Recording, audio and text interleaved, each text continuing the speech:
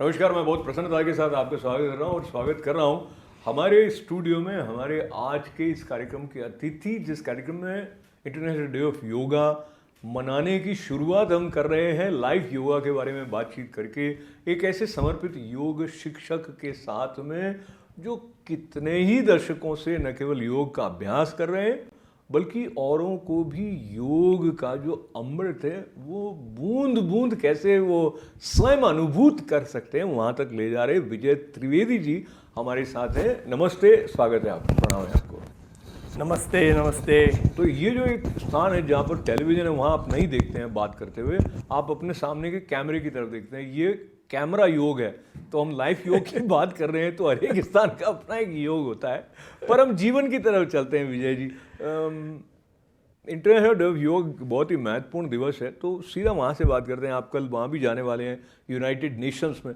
कितने उत्साहित हैं आप इस आयोजन को लेकर? मैं तो हमेशा उत्साहित रहता हूँ, लेकिन इंटरनेशनल योग डे पे उसमें कई गुना बढ़ जाता है, क्योंकि see what happens when you really see the science of yoga is now becoming well accepted, well versed all over the world, then it is really going to help remove so many boundaries which people have artificially created. So I'm really excited about International Yoga Day, and especially when our PM himself is going to be an yoga instructor on UN. Wow. So my excitement is probably way beyond, it's through the roof. I think it is happening for the first time, though Prime Minister Narendra Modi gets the credit for proposing, initiating and making International Day of Yoga happen, which is now drawing attention of millions of people across the globe. So many countries, and you will see the images coming from different countries. But let's talk about the basic meaning of yoga as we have heard as we were growing up. Let me just say one thing, which is जो आत्मा का परमात्मा में मिलन, that is this individual soul getting merged with the omnipresent. That's one way of putting yoga. From there I come to you, the way we perceive the meaning of God, as we were talking before the show. Some people say that whatever happens, happens by the will of God. So now where is the individual's will and where do they overlap? Very good. So can we start first with yoga? Yes, sir. That is a beautiful explanation of Atma and Paramatma. That is very high for the normal people. I'll start from much lower level where people can understand, a common man can understand. Sure. See, yoga is a journey, yatra. There is a difference between journey and travel. Yatra, there is no destination, it's unknown. Travel has always a fixed destination. Whatever is fixed cannot go to infinite. Whatever is unknown can only go to infinite, because unknown is unlimited. What is known is limited. Yoga is your journey from limited to unlimited. We all feel so separated, so fragmented. We don't feel wholesome. That is the reason we have to do yoga. So from a limited sense of being, we start growing. The guru means to expand. Whatever you are, from there you are expanding, expanding, expanding. So from limited self of your mind, body and intellect, which you identify all the time yourself, when you start growing, that is, you are getting gurutva, you are getting an expansion. So what yoga is doing is starting to remove your limitedness, making you bigger and bigger and bigger, and a stage comes where all the boundaries which you were experiencing as a somebody, now you are experiencing you are a nobody. You start further expanding, you start that I am everybody. Yeah, so this sounds so beautiful, and some of us try to follow what you are saying and what is the meaning and the gist coming out of it. So let me come back and refer to many people equate yoga practice with asanas, which is some physical postures. But of course, there are multiple layers with which one would understand yoga, and where you are right now, how that awareness has become a part of your experiential orbit. Meaning, when you started practicing what you just said, have you experienced it? When you say expansion, when you say going beyond limits, have you as a yoga shikshak as well as yoga practitioners experienced it yourself, and how it is it is observed in your behavior and the way you conduct yourself? My answer to you is, have you experienced it? Every time I meditate, I experience it. It is my truth. That is why I am a self-believer that not only it can be experienced by anybody who dedicates themselves to this science, it is 100% sure that they will experience they have no boundaries and they themselves are wholesome. That famous verses, Purnamadah Purnamidam Purnat Purnamudachyate Purnasya Purnamadaya Purnameva Vashishyate. Purnamadah, that, this, both are Purna, wholesome. I don't use the word complete. Wholesome. Purnat Purnamudachyate Purnasya Purnamadaya Purnameva Vashishyate. Purna means that is wholesome, this is wholesome. Whatever is taken out from wholesome also remain as a wholesome. So yoga is definitely a journey in which you remove all your incompleteness and you become whole. What is whole? The whole existence is whole. I myself, whenever separate myself, I am in a survival mode because I become very precarious. When मैं जब existence से अस्तित्व से मैं जुड़ जाता हूँ, I become virat. I am, and every time you sit in meditation and you transcend all your limited self, your ego, you go into a state where you start experiencing that you have no boundaries. Unless you experience this, it is only a intellectual information. It is not vidya. Vidya means sa vidya vimukte. जो विद्या आपको मुक्ति का अनुभव देता है. From your limited self, you experience that you are infinite. That is vidya, that is knowledge. Till you experience it, it is only at the intellectual level. So Vijayji, let me bring it to the pragmatic side of life.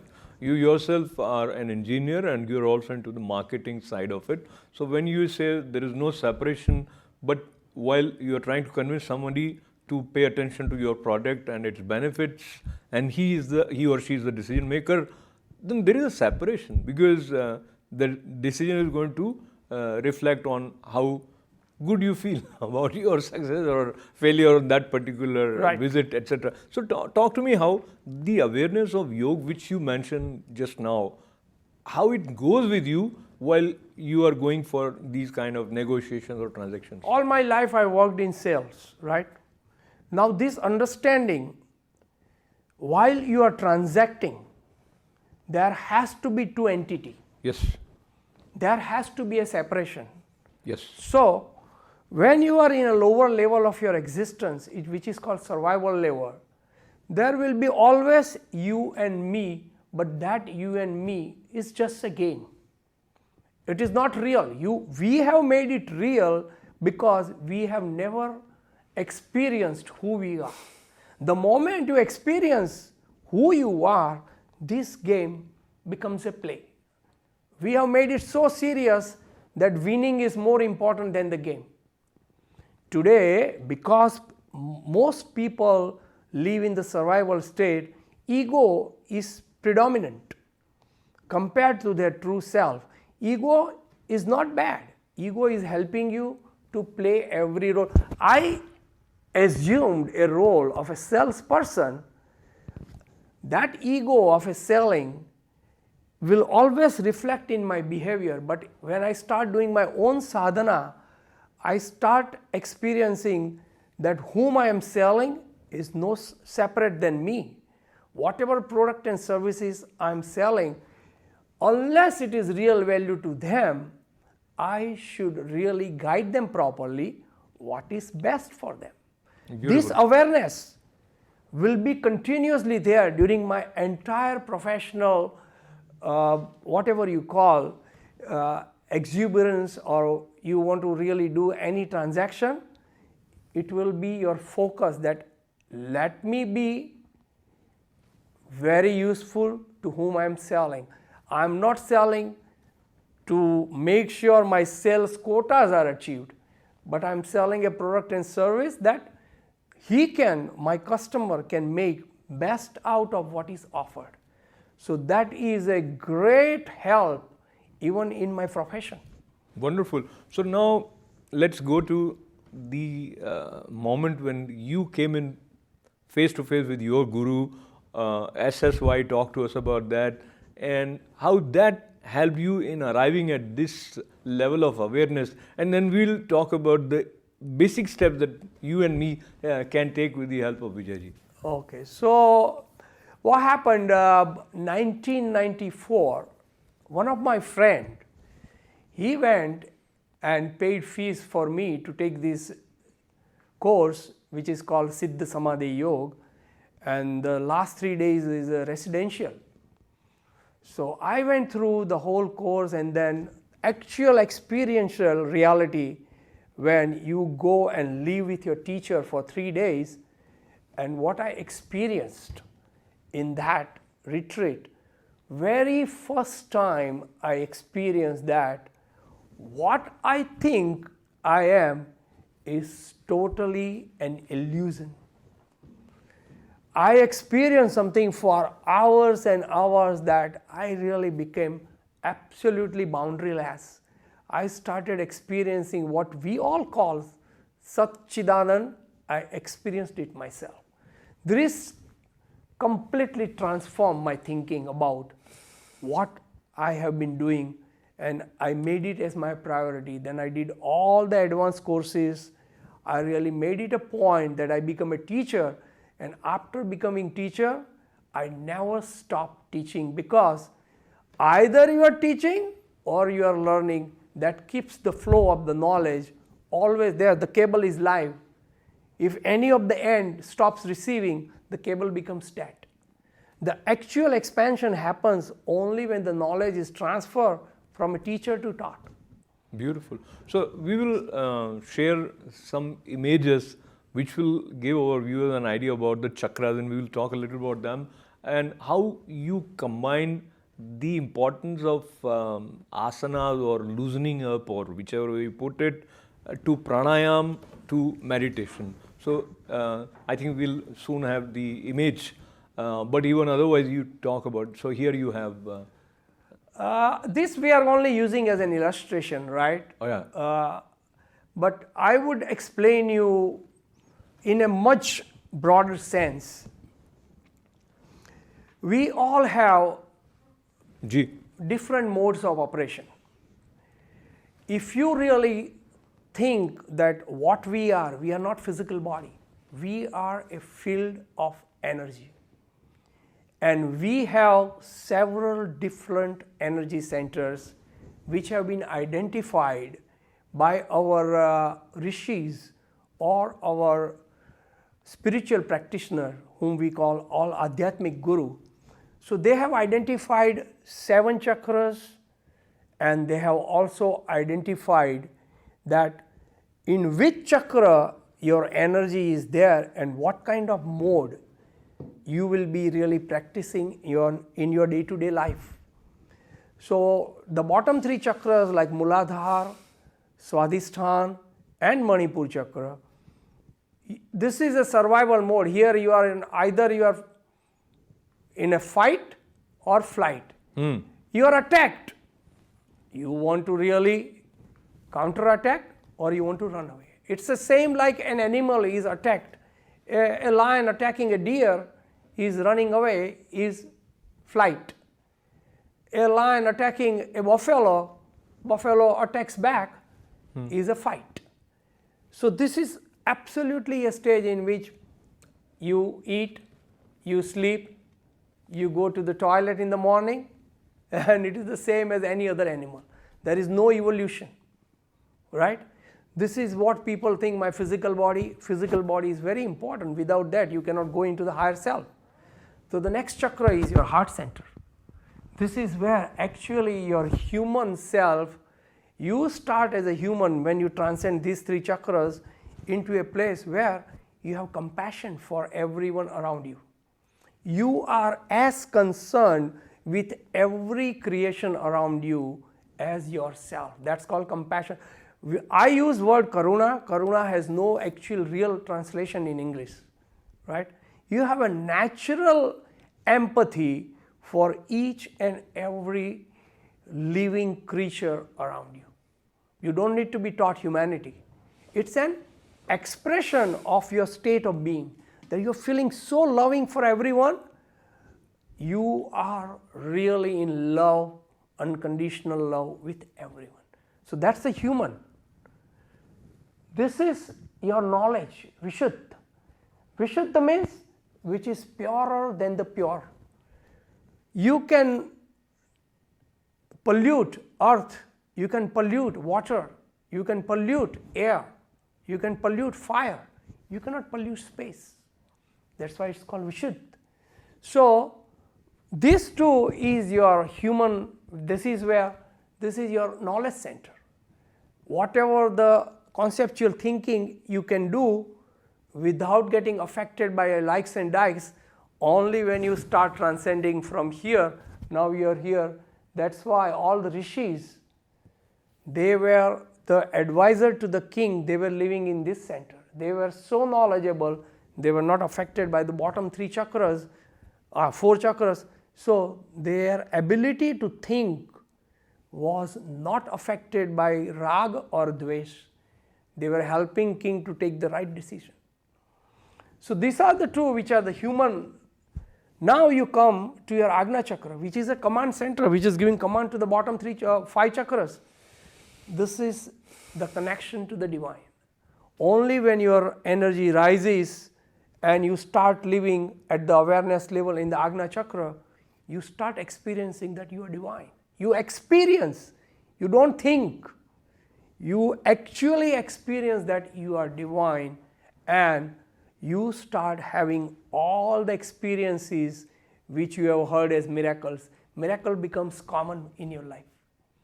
You develop telepathic power, you develop seeing something which you haven't seen before, or you start seeing something which you never saw before. All these things will become very natural. You start seeing all the divine lights. This happens out of the evolution. It doesn't happen because you want to get there. It is an evolution of your energy. So this is your divine state. Then you come to your सहसा. इसको मुक्ति का चक्र बोलते हैं. You are getting liberated. You are ready to really get liberated from all the bottom bondages, and you start experiencing. This is the point where sannyasi lives. Sannyasi is even beyond divine. They are totally in a mode in which they feel joyful for no reason all the time. That's a Satchidanand state. So when your Kundalini hits your Sahasar by your own sadhana, you start experiencing that you are sannyasi. It is not about intellectually living these or getting these. It has nothing to do what you do in your sansar. It is a state of being where you experience that I am free, I am liberated. This is a moksha while living right here. And that is possible for every human being when they start transforming from the survival to human to divine to liberation. Wow, beautifully put. Survival to human to divine to liberation, and how these steps have been a part of the journey of Vijay Trivedi ji is clear to many of his students because he makes them also follow those steps and experience it for themselves. So when now we are back to International Day of Yoga and talking about yoga, some people refer to yoga as science also. Some people say this is a part of religion and so they want to stay away. But there are multiple ways in which one would approach any branch of knowledge. As per you, in the context of International Day of Yoga, when you also referred that this science of yoga. So the definition of science, does it overlap somewhere with the essence of spirituality? Faith. You mean faith? See, No, spirituality, not faith. science and spirituality are not different. All the science which has emerged is the mother, the birthplace of the science is philosophy. Any philosophy has emerged from spirituality. Spiritual, very first point we have to understand what we mean by spirituality. Spirituality comes from spirit. The meaning of spirit is which is beyond matter. Beyond matter, what exists is the field of energy from where we are drawing everything. So if we really understand that spirituality brings the philosophy, philosophy brings the science, then how can be science and spirituality? How can science is a child of spirituality. Science is not something different. Now, because we are living at the level of mind and intellect, and we are living a life which is dual, right, wrong, tall, short, we are not able to transcend into the domain of spirituality. So we continuously feel, oh, I'm a scientific person. It will add to your ego, your identification. It will block your journey going up. That's where most people are living. 99% of the people who think that, oh, I live a scientific way of life, they always think spirituality is all faith-based. It is faith-based to begin with. When you start experiencing, you will start seeing that science and spirituality, they are superimposing each other. There is nothing which is not spiritual. The whole universe is spiritual. There is nothing which can exist without field of energy. Even this table has vibration. I have vibration. Phone has vibration. If you feed any vibration into oscilloscope, you see a form. Similarly, every form has a vibration in it. So everything is interconnected. It is not that your science is somewhere lying and spirituality is somewhere lying. It is because of the ignorance of the people and because they are not able to transcend the block of their mind and intellect. They are not able to experience the higher self.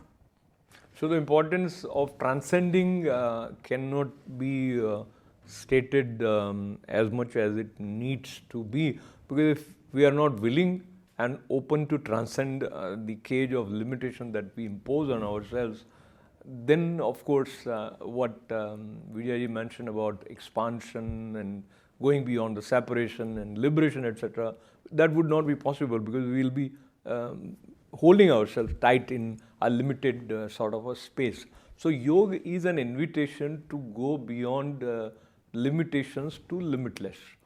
How that happens, we need to practice, and that additional encouragement and inspiration has come to the doorsteps of millions of people through International Day of Yoga. So the reference of ego also plays an important role. Many times some of us have our puffed up egos because of the knowledge that we have acquired. It could be the knowledge of science. It could be, I consider myself a physicist or someone who's well versed with chemistry, and there is a sense of ego, and then I consider what I consider as right is the only right, and then I stop myself from appreciating the benefits of yoga, and that has happened to many of my friends. But coming to you, talking about ego in the presence of your guru. So Rishi Prabhakar ji and SSY, and your initial phase while you were imbibing this knowledge, talk to us about that experience and especially the role that he played in your life. Right. So, if you allow me, out of the 8 steps of Ashtanga Yoga of Patanjali, we will talk the last 3. Yeah, because we only have 4 minutes. Okay.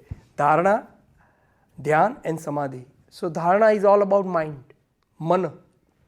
Dhyan is all about concentration, intellect. And Samadhi is all about ego. Samadhi means equanimous state. When you learn Samadhi and you practice Samadhi, you train yourself to come to a balanced state where you are neither affected by your likes, which are rag, or you are not running away from your dislike, which is hate or dves. So, when you start practicing and you start getting into this equanimous state, automatically your ego falls like a cocoon. You start experiencing that what was limiting you has been now removed so effectively that your true self will start emerging out so quickly because of your Samadhi Dhyan, Samadhi Abhyas, Samadhi practice. That's what SSY stands for, Siddha Samadhi Yoga. Siddha means which is already proven. Samadhi means a state of your intellect where you are in an equanimous state. You are not attached with likes, you are not running away from the disk. Yoga means it is a journey which is uniting you into your Purnatva, your wholesomeness, your higher self, whatever you call it. With this, I actually grew up from that state of ego into a state where I continuously experience myself boundaryless, wholesome, I feel connected to the whole existence, and only when you feel connected you are joyful, you are happy for no reason. If you are disconnected from the existence, you will need more and more entertainment, more and more credit card bills you will be paying. Entertainment may be only the focus of your life. You don't need entertainment, but you can go for it out of choice. There are 2 things. Either you are doing it as a play, or it is must and you are feeling so obstructed and so forceful that every time you want to do, your life feels so effortful. That's what happens with most people. When you go into Samadhi, it all is removed. Wonderful. So I'll have to kind of remove this conversation's flow for now, but you contemplate on the words that Vijay ji has used to express that subtle realization, which is very rare to come by, and we are fortunate to have yoga practitioners and shikshaks like Vijay Trivedi ji joining me to celebrate International Day of Yoga here at ITV studio. We will have more sessions with you, sir. Dhanyavad, I really appreciate your dhanyavad. being with Yeah, us. this is it requires, this subject requires a lot of time. Absolutely, and more than the time that we spend listening to someone, when we practice, then only we can realize the meaning. True. As in the science, you do the experiment, and then so here this whole human mind and body, they are the main tools required. So anyways, once again, thanking you. Thank you, sir. Thank Thanking you Prime very Minister Shri Narendra Modi. Thanking all the yoga shikshaks and those who are working towards becoming yogis and making this world a beautiful and peaceful place. My pranam to my Guru Rishi Prabhakar. My pranam to my Guruji Swami Shishwaran Giri Maharaj, just copying him. But pranams to all of you also with lots of good wishes. This is Ashok Vyas. Namaste.